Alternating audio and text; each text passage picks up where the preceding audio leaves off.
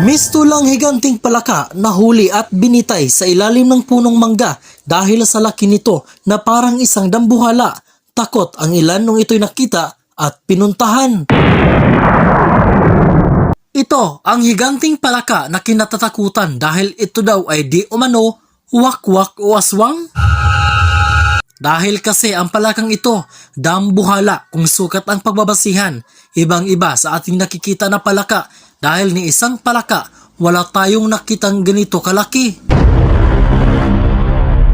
Kaya nung ito ay mag-viral, marami ang hindi naniniwala na ito ay normal na palaka.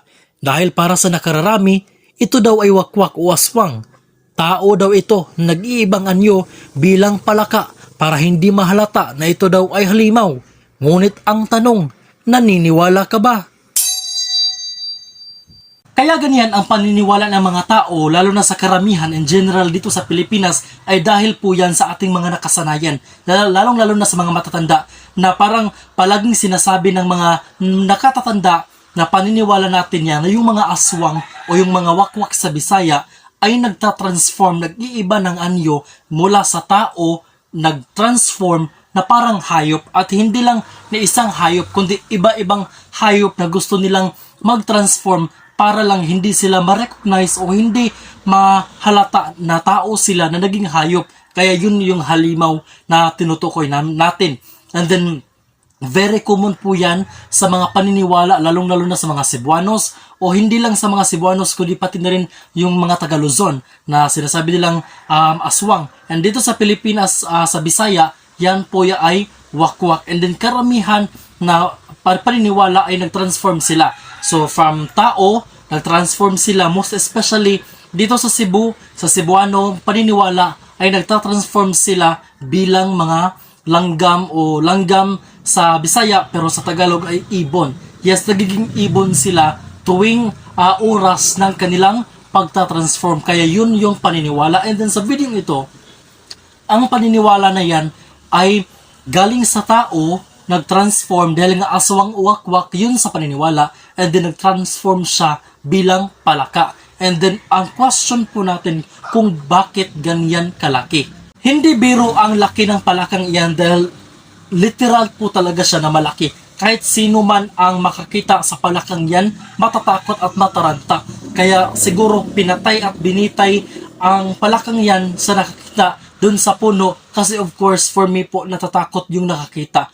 Again, kung tagasan man po yan yung nakakita na yan, baka Cebuano po yan, and then of course takot, may mga paniniwala tayo na baka aswang wakwak yan, kaya ang pinakamabilis na gagawin natin ay lalabanan natin, kaya yung nagawa nila ay pinatay nila. Pero ayon nga lang, if it is explained by science, na if it is possible na may ganyan kalaking mga palaka, siguro few lang, rare lang, pero kung meron nga talagang nabubuhay na ganyan kalaki, then posible po yan. Dahil nga, marami namang posible dito sa ating mundo, di ba? Like, for example, frog. Existing po yung frog dito sa ating paligid.